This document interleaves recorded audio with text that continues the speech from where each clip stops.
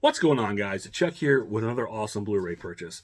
Today I got a release that people have been excited for and just waiting on the edge of their seats for since it was announced. I think like a year or so ago, maybe a little over. I'm not sure, it's been so long. Um, but that release was finally announced for pre-order just about a couple weeks ago, and they've already shipped out. People are getting them, and of course I'm talking about from 1986. Trick or Treat. This is courtesy of Red Shirt Pictures and Synapse Films, who are finally taking this 80s cult classic and giving it the proper recognition and treatment that it deserves. For the longest time, for those of you who aren't aware, this film was probably last available on this really bad DVD. And again, false advertising. This is not going to sell. It make you think like, these are even like at the time modern versions of Gene Simmons and Ozzy Osbourne, not even how he looked in '86. And they really had nothing to do with this movie. But this was what you got, is full screen DVD for the longest time with one of the worst covers ever. But that was it. No Blu-ray that I'm aware of. I think maybe overseas, but no North American release at least, of Trick or Treat. I do believe, like I said, there was some maybe Germans. I'm not sure. But Red Shirt Pictures and Synapse Films got together and said, hey, we're putting out Trick or Treat in a 4K limited edition set. And once that announcement was put out there, fans were like, well, when's it coming? When's it coming? When's it coming? And there were a lot of delays, and and understandably so. Red Shirt Pictures, I believe this is like their first. I mean, first of all, if you're not familiar with Red Shirt Pictures, I'm sure you're a boutique collector of these films, you're well familiar with many of their special features, especially on some of the early Screaming Shop Factory releases, and a couple other Arrow and many others. But I believe this is their first, actual release themselves, not just doing special features, but actually doing a film release. So, they wanted to, make it as best as possible. So like, there were a lot of delays here, and then people were wondering when was going to come. But let me tell you, the wait was definitely worth it. This is a beautiful stacked release, which came in multiple different slipcovers. This is cover C. I really like this one. I don't know, the art just spoke to me, but so yeah, it was held up for the longest time, but and I kind of I don't want to say upset anybody, but people were just like, when does this come? When's this coming? Obviously everyone wants it before Halloween. Didn't really quite happen the way, but that's okay. Again, I'd rather them take their time and get it right than rush it out there and be problems. And I think Red Shirt and Snaps did a fantastic job with this release. When it was announced, I think I put out a video recently, short when I purchased it. I mean, the site's crashed. Yeah, Synapse crashed. Diabolic DVD crashed. I had to go through Orbit to get it. And I would actually, to be honest, I was surprised that they shipped out so fast. I would have thought once you put the pre-order in, you're going to have to wait, another month or so before they got shipped out. No, it took about a week, if that, before I got my notice from Orbit, hey, your package is shipped out, and here it is. And I was blown away that, I was really expecting to, okay, we got the pre-orders, now we have to wait even more. Nope, they were shipping out right away. So, awesome to, Red Shirt and Synapse for, providing the stock to get these pushed out. Trick or Treat, I just watched this, and it really brought back a few things. Let me just say, Trick or Treat is like the epitome of 80s. It is an 80s movie without a doubt. I watched this. It was 86. That puts me about 11 years old when this came out. I remember this was frequented on cable. My friends and I talked about it in school. And around 11, 12 is the time I'm starting to get into music. And so much of this, I mean, this really speaks to a specific time, of that, the 80s. You're dealing with the rise of the heavy metal, rock and roll, the whole what is it? The outrage from parents and other figures about, you know, the sex, drugs, and rock and roll, you know, the bad lyrics, and, you know, the rock music is, you know, dragging or you know, bringing our kids down to Satan's level. I don't know. All this stuff. I mean, it was a specific period of time, and it's all encompassed in Trick or Treat. I mean, it's all there. You have, you know, the rebellion rocker kids, and it's funny. I watch Ragman, the main character, played by Mark Price, um, and I won't say that I totally associate with him because I mean I wasn't quite, you know, like that. Although I do, you know, I did have a long hair. I wore a jean jacket in high school. I mean, obviously, I was still in grade school when this came out, um, junior high at best, or getting ready to go to junior high. But I remember, you know, being a long haired guy with my jean jacket, Guns N' Roses patches on. You know, I know it's hard to believe, but that was that guy. But I also remember that, you know, there was that heavy metal culture, and then there were the, you know, the, I dare say, preppy kind of culture. You know, they now in the movies they'll make it sound like these they're always clashing. I never really saw that. I seemed like everybody kind of got along pretty well, at least at my school, than what I could tell. But I mean, you could tell there were these people, there was these different kinds of cultures, but they weren't, you know, bashing each other like you always see in these '80s films.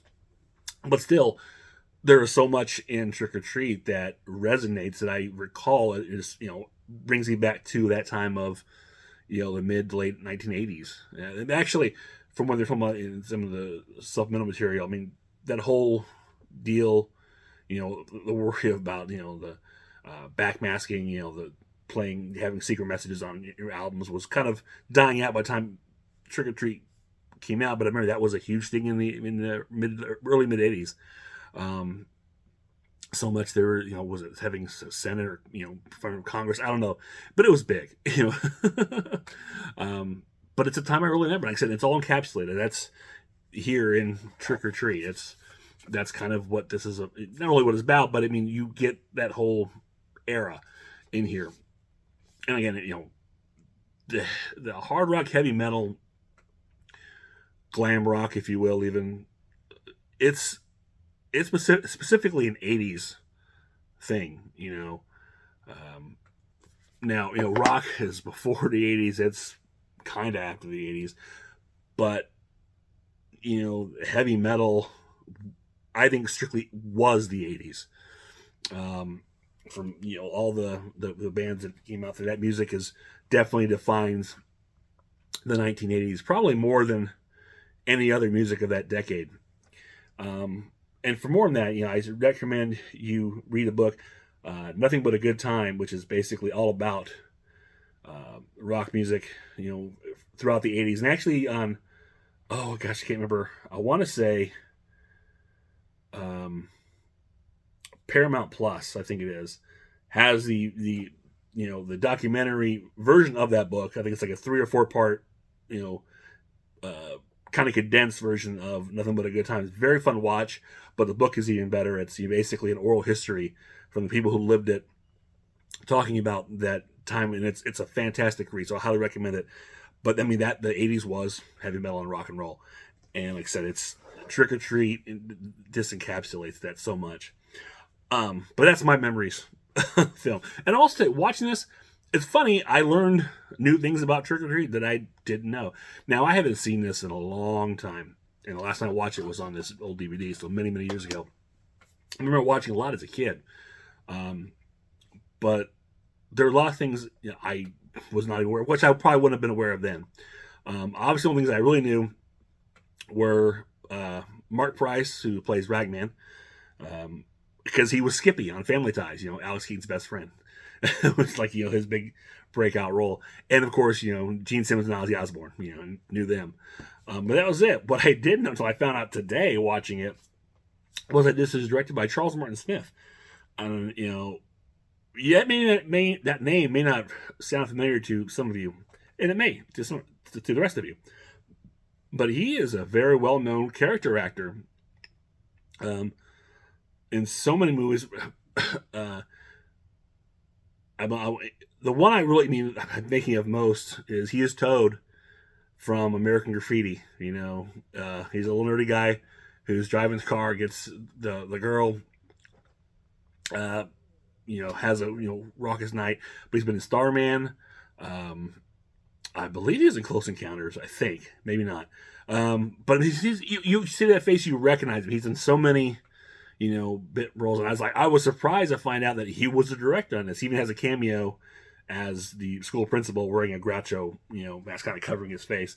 But yeah, I was like shocked. Oh my god, I didn't realize Toad directed this movie. So that's kind of cool. I guess this is his first directorial effort, so that's really cool to get a start on this. The other thing was the actor who plays Sammy Kerr. Of course, Sammy Kerr. Yeah, I'm not going to go into the plot. Most of you watching this have probably seen the movie. But for those who don't know, okay, Ragman, he is your typical 80s rocker, bullied by the preppy, good-looking, cool kids. No one understands him. He has his rock music. He has his idol, Sammy Kerr, who he's basically just, he's your typical angsty rock kid. Sammy Kerr dies in a hotel fire, and in his grief, Ragman is granted his, Sammy Kerr's last known recorded album by his DJ friend, whose name is escaping me right now, played by Gene Simmons, Nuke. Which was also cool. I'm tangenting here. I do apologize.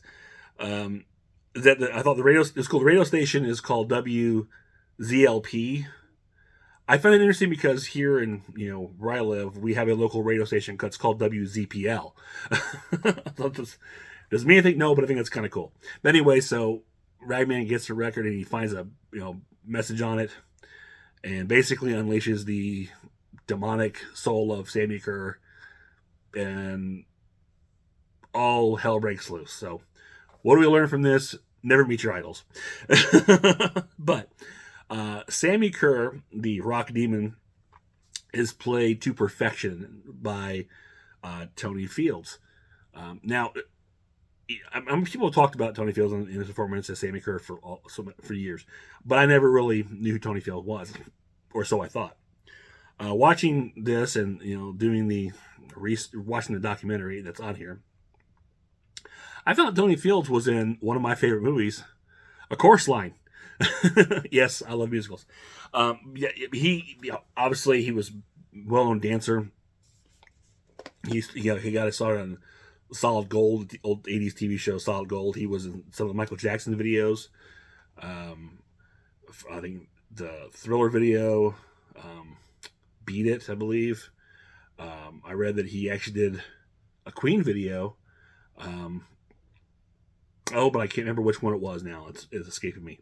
But I mean, he was doing these little videos. But he also, his big movie, was A Chorus Line, directed by Richard Attenborough. Who, if you don't know who Richard Attenborough is, he is John Hammond from Jurassic Park.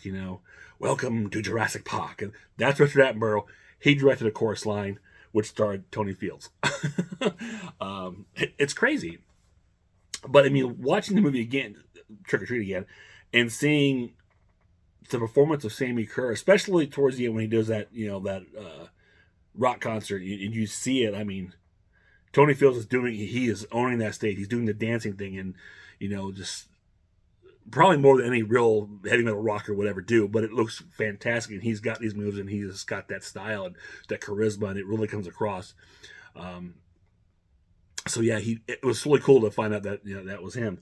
Unfortunately, as many know, Tony Fields passed away in 1995 at a very young age.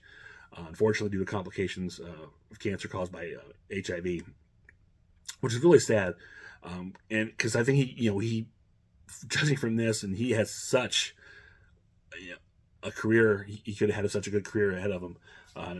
It's too bad.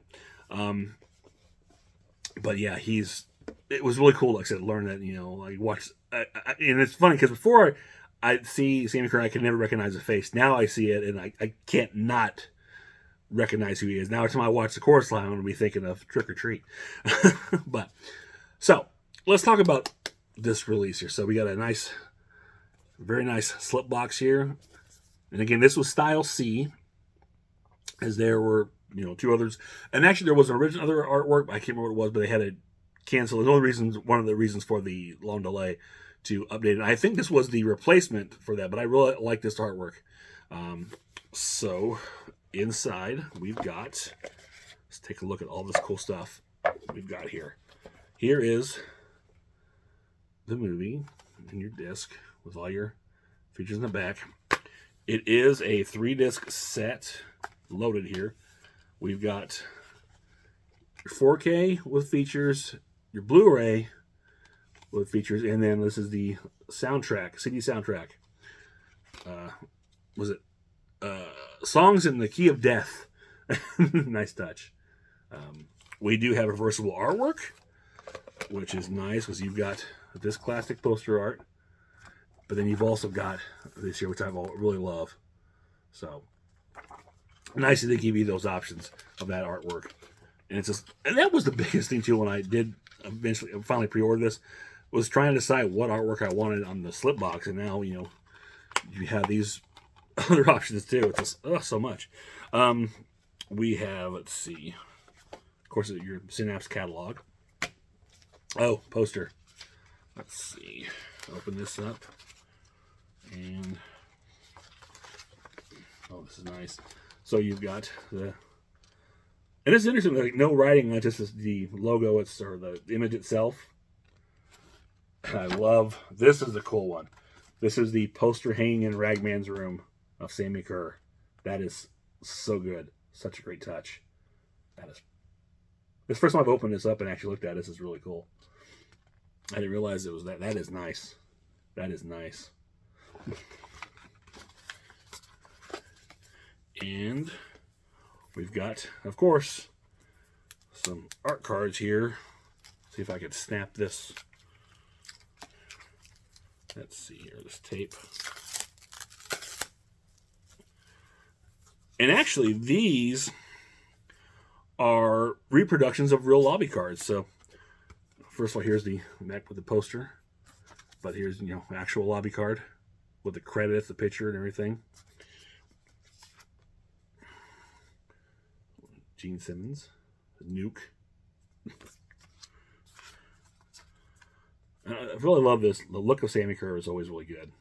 And it's at the drive-in. I go to the Skyline drive-in. Oh, wait. So, some of these have a different back art, not the same art, unlike most of you guys are here. That's like the VHS cover. It's now on video cassette. Yeah, VHS ad. But my local drive-in, Skyline drive-in, around Halloween, they just decorations. They have some headstones up there in front of the wall where the projector is, and they actually have like a Sammy Kerr headstone, which is really cool. I mean, how many people go by and get that? It's first time I saw that, I thought that was so neat. Here we go. Ozzy playing a televangelist. That's really cool. Oh, it's like a little foreign.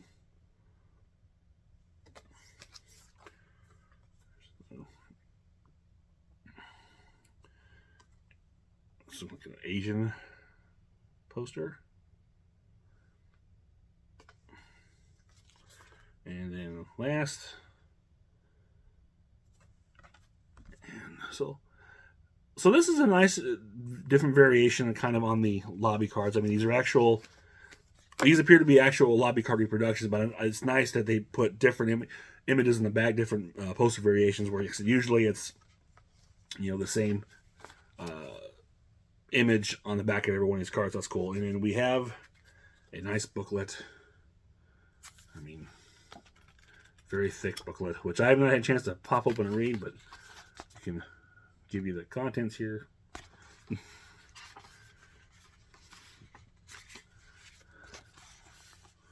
And I'm sure it's going to be a really fun read.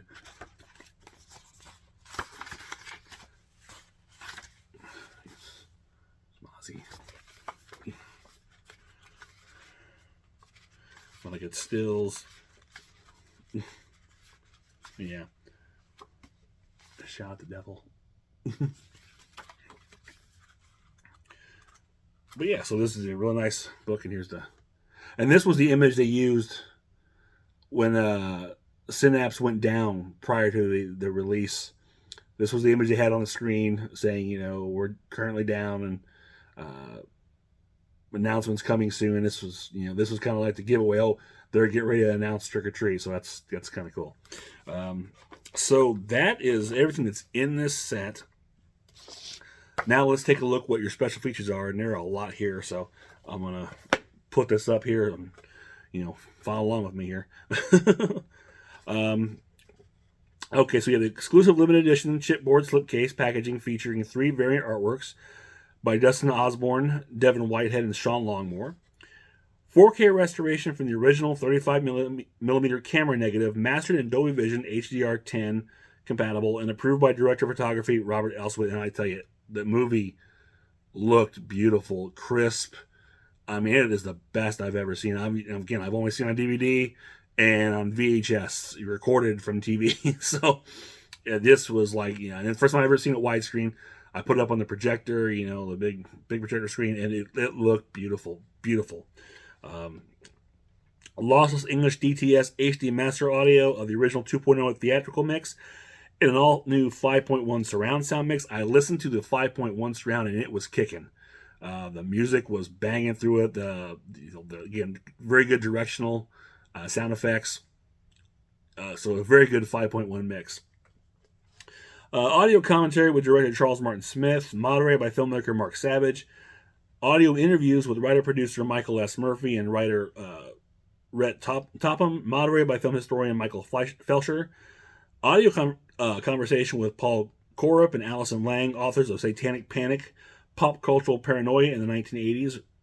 Rock and Shock, The Making of Trick or Treat, an all-new retrospective featuring director Charles Martin Smith, actors Mark Price, Glenn Morgan, Elise Richards, and Larry Sprinkle, writer-producer Joel Soyson, costume designer Jill O'Hannison, assistant set costumer Francine DeCourcy, construction foreman Tom Jones Jr., special makeup effects artist Everett Burrell, music executive producer Stephen E. Smith, composer Christopher Young, and a special appearance by Gene Simmons. This was a lot of fun. This is actually feature length, about an hour and a half, but really in depth, and it's fun. Just the making of them. It's nice to see them, hear people talk about this. Now, I think this is also one of the things that held us up for the while, was trying to get these interviews. And the Gene Simmons interview, I believe, is actually taken from, because they credit creator VC as getting the Gene Simmons. So I believe they're actually coming from like the In Search of Darkness, or In Search of the In Search of documentaries. So that's what it appears to be. So that's pretty cool that they got that. And they try to get Ozzy Osbourne, from what I understand, from what I've seen, like on YouTube, on the Dead Pit interviews with Michael Felsher, but it just wasn't working out. But that's okay. I mean, it's cool what they got, and this is, like I said, a very fun feature length documentary talking about the film, and I really enjoyed it. This In the Spotlight, a tribute to Tony Fields, featuring interviews with late actor's family and friends. Which this is only 15 minutes long, but it is very sweet. It's very moving. I see his family and friends, talk about their personal memories with Tony, and really express the kind of guy he was, and just that, again, it's sad that he was taken away too soon, when he, you just knew he was destined. He could have went on to better things. This could have been a starting point, hopefully, to do more, and just didn't, work out that way. And it's just too bad. But it's a very nice tribute. Horror's Hollow Grounds, the filming locations of Trick or Treat with Sean Clark. After Midnight music video, which was fun because it's Tony Fields lip syncing as Sammy Kerr to the song, and man, this guy has energy. He would have been a great front man. I don't know if he could have kept up energy for an entire set, but I mean, watching this video, he is killer. I mean, obviously, he's lip syncing to the real singers, but the same thing with the performance on the film. I mean, he is killing it. He was great. He has so much charisma. Oh, it's just a shame. Theatrical trailers, TV spots, radio spots, still gallery featuring original audio interview with still photographer Philip V. Caruso, vintage electronics press kit, illustrated collector's booklet with essays on Michael Gingold, Sam Dean, and Michael Felsher, fold-out double-sided Sam Kerr fan poster, 6 double-sided collector card sets. So, This thing is stacked. And again, while it did take a while for it to, from the announcement to actually getting released, I can't stress enough, this was absolutely worth it. So kudos to Red Shirt and Synapse for doing this movie justice. It is long, long overdue, and you guys knocked it out of the park with this. So, I, as a fan, I can't thank you guys enough. This is, like I said, this is a movie. I love this movie. It really is. It's my childhood right here. This really takes me back, especially we're watching it now and looking back and my old age, and realizing this is a very represents a very special time in my life. A very, I don't want to say pivotal, but just it's a moment in time. Definitely is captured in this movie so well, and it's great to relive that in just in glorious 4K, no less. So again, thank you, Red Shirt Synapse. Fantastic. The wait was well worth it, and kudos to you for holding off to make sure it was right before you released it, not just pushing it out there because everyone wanted it right away. You stuck to your guns, you waited, you got it right, and you should be commended for that because this is beautiful. So there you have it, Trick or Treat 4K limited edition.